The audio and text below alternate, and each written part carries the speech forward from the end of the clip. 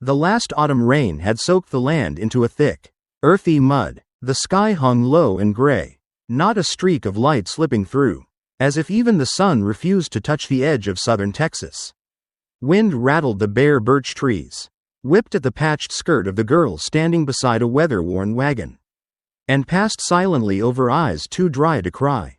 Her name was Clara May Whitaker, 19 years old, never been in love, but already knew the weight of a life no one wanted to hold. Her mother had died when Clara was 9. Her father, a man hardened by liquor and losses, survived by trapping, fishing, and, on the worst days, selling things he had no right to sell. That day, he sold her a brand new Winchester rifle, shiny, oiled, cold in the hand, traded for a girl. Clara couldn't quite remember if the sky had been bright or dim when they pulled her from the wooden shack. She only remembered her father's voice from behind. "She don't bring nothing to this house anymore. Take the rifle, make it count. No farewell, no embrace, not even a glance." The man who claimed her was a middle-aged rancher with eyes sharp like a blade and a mouth creased permanently from chewing tobacco. He didn't speak much, just tossed a ragged blanket into the wagon bed and gestured for Clara to climb in. The wagon creaked along the muddy road, and Clara sat curled, clutching an old handkerchief her mother once stitched. It was threadbare now, colorless, like her childhood. Blank. Blank. The ranch sat alone on the prairie, rough-cut timber, sagging porch, the smell of mildew clinging to every crack. No women, no laughter, just 3 men, him and 2 hired hands, living more like beasts than men. They needed Clara to cook, clean, mend torn sleeves, but she knew, from the way they looked at her, their needs didn't end there. That first night, she dragged an old table against the bedroom door and hid beneath the bed. The wind blew through the walls, snuffing out her candle. Clara shivered, not from the cold, but from the truth that no one knew where she was, and no one would come looking. She thought of her mother, the arms that once held her during storms, the smell of warm cornbread, the gentle hum of lullabies in the dark, and then she thought of her father, not the man who used to lift her onto his shoulders, but the shadow trading her for a gun. Blank. The next day, as Clara fetched water from the well out back, she saw him. A man stood at the edge of the distant field. Tall, broad-shouldered, skin the color of red earth, his long black hair tied back neatly. He wore a hand-stitched cloak, patterned with the quiet strength of Comanche blood. He didn't move, not even the wind dared to. Clara stepped back, uncertain if she was imagining things. One of the ranch hands came out beside her, spat into the dirt, and chuckled. "That redskin don't talk, don't smile, just stands there like that damn Fields his wife." His name was Tassani. They said he had once been a fierce Comanche warrior, one of the best. But after a brutal skirmish with settlers, he lost his younger brother and most of his tribe's land. Since then, he lived alone, quietly tending to what little ground remained. He spoke to no one, bought nothing, sold nothing. Sometimes, they'd see him standing at sunset, unmoving, as if waiting for something ancient and far away. Tassani never looked directly at Clara, but from that distance, she felt his presence, not the hunger of other men, but a quiet acknowledgement. He saw her, and he did not turn away. The days passed. Clara remained a servant in all but name, worse. Really, yet every time she passed the outer fence or crossed the field, she'd glance toward the thicket where a modest earth lodge stood, hidden in brush. Once or twice, she found a bundle hanging on a low branch near the fence. A piece of warm cornbread, a pouch of crushed healing leaves, a flask of clean water. No words, no footsteps, no questions, but each offering whispered, "I know you are here, and I have not turned my back." Blank. Then one night, the wind howled louder than usual. Clara had just finished feeding the animals when one of the hired men cornered her against the barn wall. He was drunk, reeking of cheap whiskey and stale breath. Clara struggled, stomped his foot, and fled blindly into the darkness. She tripped, slammed her head against the trough. Blood dripped into her eye. But she didn't stop. She ran, through thorns, over fences, breath ragged, legs burning. Then everything went black. When she woke, She was lying on soft animal skins. The fire crackled low inside a small earthen lodge. Shadows flickered on the curved ceiling. Beside her sat the Comanche, Tosani. He was grinding herbs between his calloused palms. Silent, focused. He didn't look at her, but his hands trembled as they reached for the cut above her brow, trembled, as if the wound were his own. Clara didn't cry. She only whispered, "Why did you save me?" He said nothing, only placed in her palm a single white feather. When Clara awoke the second time, dawn had yet to break. A soft layer of smoke drifted through the air from the earthen fireplace, casting a faint glow over the modest lodge. She lay on a bed of tanned hides, beside a basin of clean water and several bundles of dried herbs hanging from the ceiling beams. The scent of mint and pine filled the space, warm, earthy, comforting in a way Clara hadn't known for years. He wasn't there. She rose slowly. Her head throbbed, but the cut above her brow had been carefully bandaged with clean, soft cloth, not like the rough burlap and whiskey-soaked rags of her past. This was done with gentleness. She couldn't remember the last time someone had tended to her wounds, not with indifference, but with quiet care. Maybe her mother, when she was a child. Maybe never. Outside, morning light was beginning to brush the sky in pale gold. Clara stepped through the flap of the earth lodge. Beside a low fire, Tosani crouched, his back straight, his hands steady as he fed thin pieces of wood to the flame. He didn't look up when she approached, but when he saw her, he reached for a wooden cup, ladled warm water from a pot, and extended it to her, still without speaking. She took it. Their hands touched. His was warm, hers, still cold. Something passed between them in that quiet gesture, something wordless but whole. A recognition, a thread, blank, underscore, blank. She stayed for 3 days. During those days, Tosani went about his routines without much change. He planted corn, checked snares, boiled water, and sometimes sat for hours beneath the wide-limbed oak behind the lodge, staring into the hills with a stillness that unnerved and comforted her all at once. Clara watched him from afar. The way he moved, the way he didn't rush. He reminded her of a river in the deep woods, silent, steady, powerful without needing to announce itself. She had grown up thinking Comanche men were wild, dangerous, but Tosani was the opposite of everything she'd been taught to fear. On the evening of the third day, while Clara was patching a torn sleeve near the fire, Tosani returned from somewhere she hadn't noticed him go. He unwrapped a small leather pouch and took out a simple necklace made of brown stones, earthy, dull in the firelight. At its center was a small carved bead shaped like a bird in flight. He placed the necklace in front of her, then returned to his seat. Saying nothing, Clara picked it up slowly, her fingers trembling. "For me?" she asked gently. He didn't nod, didn't shake his head. He only looked at her, long and deep, as if searching her past, not her face. She put it on, not because she understood the meaning, but because no one had ever given her something without expecting to take it back. Blank. Underscore. Blank. The next morning, Clara made a decision. She had to leave. She knew that if she stayed, the men from the ranch, or worse, townspeople, might come looking. They would accuse Tosani of kidnapping her, harming her. They wouldn't understand the truth. They wouldn't want to. And she could not allow the only man who had never touched her with cruelty to suffer for her presence. Before leaving, she folded her mother's old handkerchief, the last thing she owned from her childhood, and tied it gently around the base of the oak tree where Tosani often sat. Then she turned and walked away, never looking back. Blank. Underscore. Blank. Clara returned to town. People whispered, but no one asked. The rancher had been arrested, caught abusing another underage girl. No one mentioned Clara. She was a ghost to them. A poor girl with no family, no claim to worth, forgotten before her boots even hit the ground. She found work above a saloon, small room, leaky ceiling. By day, she cleaned tables, mopped floors, served rough-handed men with fake smiles. By night, she sat at the windowsill, watching the horizon fade from gold to deep blue.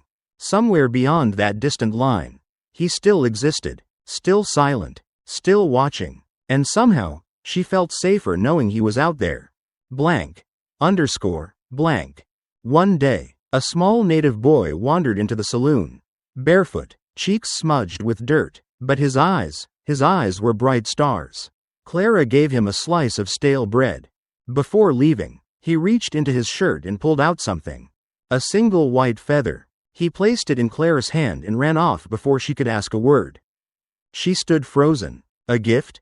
She murmured, half to herself. No answer, but her heart beat faster. Her fingers closed around the feather like it was spun gold. It was just like the one Tasani had once placed in her palm, silent, unspoken, but full of meaning. He still remembered. He was still watching. And maybe, just maybe, he was still waiting. Weeks passed, then months. Clara continued her life in silence. Her hands grew rough from work, but her heart remained tender in one corner, a place she never touched, where the memory of Tasani lived, like a flicker of firelight in the cold. Every now and then, a feather would appear, tucked under the door, pressed between the pages of a delivery ledger, left in the bucket behind the saloon. Always white, always perfect. She never saw who left them. She never needed to. Blank. Blank. Then one morning, a wagon arrived from the north, carrying 2 U.S. soldiers and a man in chains. He was native, tall, thin, bloodied. His shirt was torn, and there was a familiar silence in his eyes, a silence that struck Clara like thunder. It was him, Tasani. The breath left her lungs. Her tray fell. Plates shattered on the wooden floor. But no one noticed. All eyes were on the chained warrior being dragged into the sheriff's office like a trophy. Word spread like wildfire. They say he trespassed on settler land, stole cattle, claimed some old treaty as a defense. Fool. But Clara knew the truth. He had been watching her from a distance. And now, he had been caught. That night, she snuck behind the jail, heart pounding. She waited until the stars blinked wide across the sky and the wind carried fewer voices.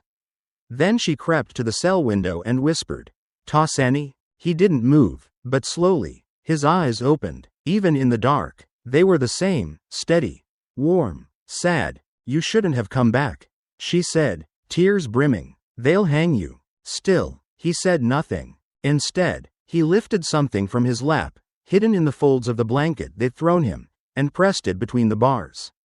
It was a small leather pouch. Inside, the same necklace he had once given her, but now strung with new beads. 5 in total. Each one marked with a different symbol, a tree, a river, a star, a hand, a flame. She clutched it to her chest like it was breath. Blank. Blank. The trial came fast. No lawyers, no chance, no voice. They called him a trespasser, a thief, a threat. When Clara stood to speak on his behalf, the room turned on her. Someone hissed, "He bewitched her." Another spat, "Indian lover." And the judge, gray and dry as dust, refused to hear her words. "I'll speak for him," she begged. "He saved my life. He gave me shelter. He's no danger." But no one listened. The sentence was passed. He would be hanged at dawn. Blank. That night, Clara couldn't sleep. Memories crashed over her like waves. The warmth of his fire, the necklace, the feather, his silent presence by the river. All of it had led to this moment, to his sacrifice, to the price he now paid for caring. She couldn't let it end this way. Not with him in chains. Not in a noose. She went to the only man who might listen, Ezra Ballard, the land registrar. He was old, quiet, and had once said her mother had kind eyes. She found him half drunk in his office, surrounded by maps and whiskey fumes. "I need you to check something," she said, voice trembling. "The treaty, between the Comanche and the settlers. The one from 20 years ago. Is it real?" He stared at her, silent. Then slowly, painfully, he rose from his chair and began rifling through drawers. He found it, yellowed, water-stained, signed with a handprint and a broken quill. And there, in fading ink, was the clause, "1 square mile shall remain untouched. In the name of Tasani's bloodline." Clara's hands trembled as she traced the words. He hadn't trespassed. He'd gone home. Blank. She ran through the night, pounded on the sheriff's door until her fists bled, held the treaty to his face and screamed until her voice cracked. It took hours. It took Ezra's voice. It took threats of federal review. But by morning, the hanging was called off. Tasani was freed. Barely. They didn't apologize. They didn't meet his eyes. They just handed him his belongings and told him to go. He did, without a word. Clara watched from the edge of town as he walked back into the hills. His shadow long in the amber light. She wanted to follow, to fall into his arms, to say what her lips had never dared. But she didn't move. She was still afraid, still, not ready, and she didn't know if he'd ever come back. But in her pocket, the pouch pulsed with warmth, 5 beads, each a promise. The months passed like dust storms, quiet, bitter, relentless. Clara stayed in the town not because it was home, but because she had nowhere else to go. The saloon still creaked under the weight of lost men and forgotten songs. Every day, she served whiskey and stale bread to strangers who never looked into her eyes. Every night, she stared out toward the hills, wondering if silence meant goodbye or if it was his way of protecting her once more. She kept the necklace hidden in her blouse.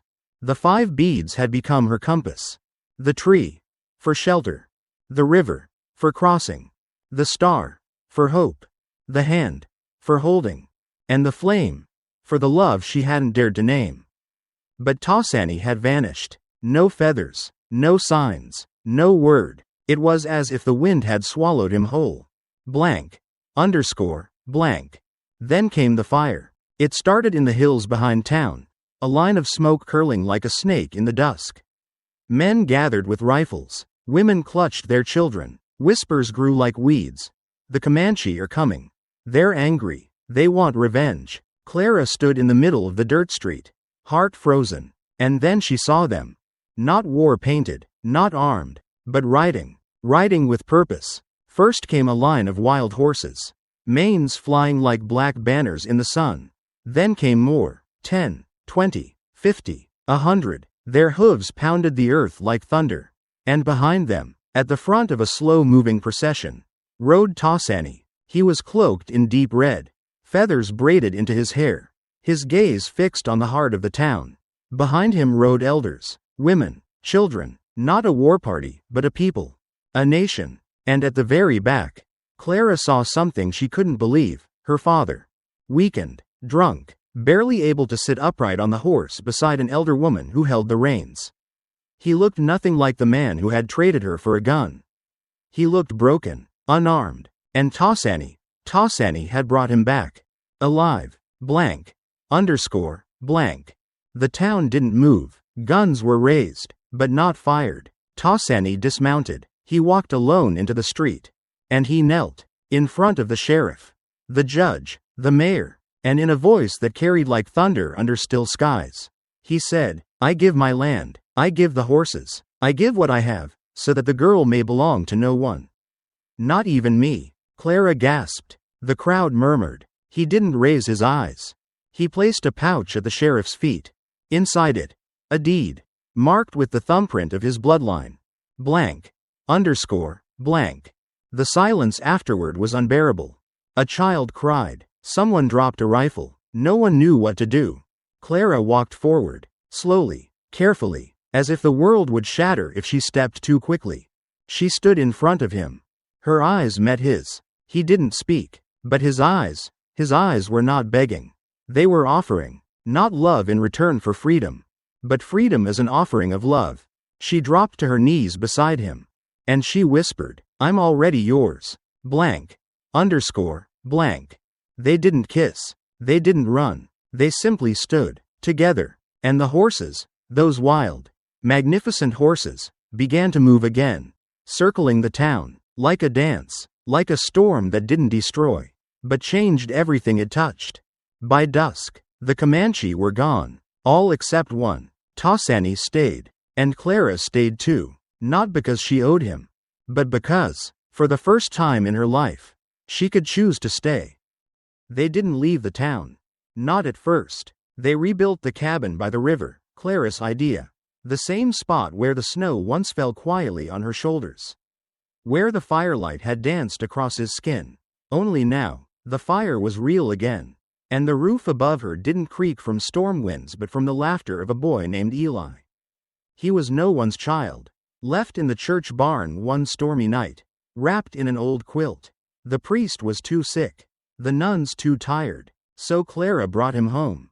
Tasani said nothing, just reached out a hand and let the child grab his thumb. And from that moment, Eli became theirs, not by blood, but by something gentler, something chosen. Blank.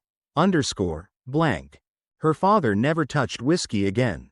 He came to the cabin once. Months later, walking slow, leaning on a carved stick. He didn't ask forgiveness. He didn't cry. He only looked at Clara like he was seeing her for the first time. And Clara, holding Eli on her hip, nodded once. That was enough. He walked back into the hills after that. No one saw him again.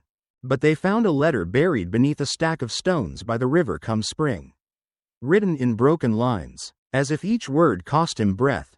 I once gave you away for a rifle. But you became something no man could ever buy. You're the one thing I did right, by letting go. Clara burned the letter after reading it. She didn't need it to remember. Some things are meant to fade. Others, stay. Blank. Underscore. Blank. Seasons turned like pages in a quiet book. They planted corn. They built a fence. They taught Eli how to ride. Tasani never asked Clara to marry him. But he carved her name into the beam above the door, right next to his. And that was more permanent than any piece of paper. Clara never wore a white dress. But she wore the necklace every day. The 5 beads slowly worn smooth from the touch of her fingers. Visitors came sometimes, old Comanche friends, wandering traders, even women from the town who once spat her name but now brought her dried herbs and wool.